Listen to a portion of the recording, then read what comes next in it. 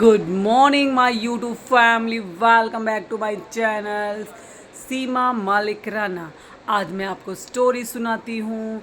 गुजर जाएगा ये दौर भी, गुजर जाएगा ये दौर भी, जरा सब्र रख।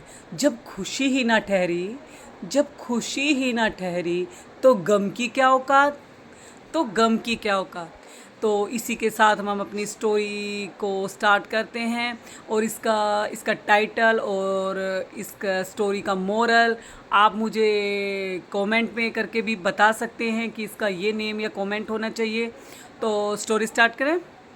और एक बार एक काली अंधेरी रात, जिसमें चारों तरफ अंधेरा ही अंधेरा, बारिश बहुत ज़ोर ज़ोर से हो रही थी, बादल गरज गरज के बरस रहे थे, नदी भी पूरी उफान पे थी और वो पूरी बहती हुई बह रही थी। तभी एक आदमी एक आदमी नदी की तरफ जा रहा था आत्महत्या के इरादे से। तभी वो आदमी पता कौन था? वो शहर का सबसे अमीर आदमी था। लेकिन कुछ टाइम बीत जाने के बाद उसको इतना नुकसान हो गया कि वो सड़क पर आ गया। अब उसके पास कुछ भी नहीं बचा था, ना घर ना दौलत, कुछ भी नहीं था।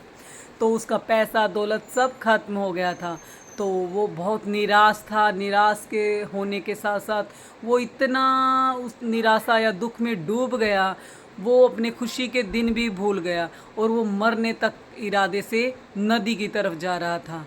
नदी के पास जैसे ही वो पहाड़ के ऊपर स्टैंड खड़ा था ऊपर, तभी वो आसमान की तरफ देखा और उसने कुछ बोला।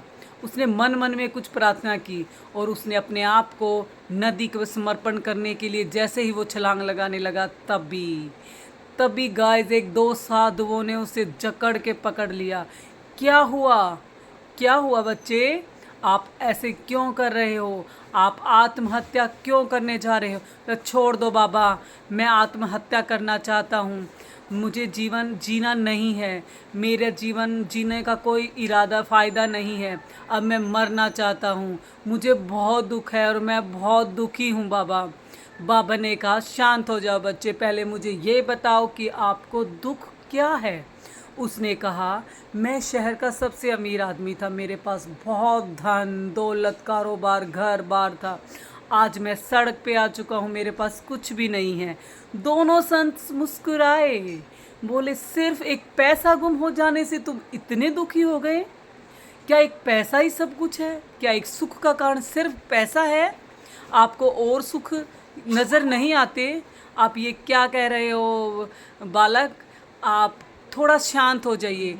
आप कभी भी सुख और दुख एक दूसरे के पहलू होते हैं। सुख के बाद दुख और दुख के बाद सुख का आना अनिवार्य है। जब आप सुख का स्वागत बड़ी खुशियों से करते हैं तो दुख का क्यों नहीं। और सुख थे तब तुम कितने खुश थे, तुम्हें पैसा आ रहा था, तो आपका घर बार था, दौलत थी, सब कुछ था, तो आप खुश थे। लेकिन खुशी का अनुभव भी तभी होता है जब हमारे जीवन में दुख आता है। इसीलिए आप इतने निराश ना हो। निराशा हमारा बहुत ही हमें निराश नहीं होना चाहिए। हमें निराश निराश व्यक्ति कुछ भी नहीं करता। सुख और दुख तो आने जानी है, तो इससे हमें कोई फ़र्क नहीं पड़ना चाहिए। ये जीवन है, जीवन में सुख दुख दोनों आएंगे। इसलिए डट के मुकाबला करो, स्माइल करो, अपने जैसे सुख का स्वागत करते हो ऐसे दुख का भी करो और उसको हंस हंस के उसको निकालो। देखना तुम फिर से वही दिन, तुम्हें सुखी के दिन तुम अनुभव करोगे। तो बंदे को समझ आई, उस आदमी को समझ आई दोनों बाबा के बात, और उसने थोड़ा सा अपने आप पे माइंड को कंट्रोल किया, वो रिलैक्स हुआ और फिर वो वापस घर की तरफ आ गया।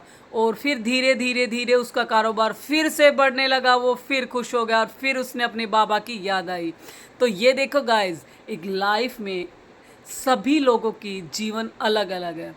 तो सभी के जीवन में उतार चढ़ाव सुख दुख आते रहते हैं, एक के बाद दूसरे का आना मुमकिन है।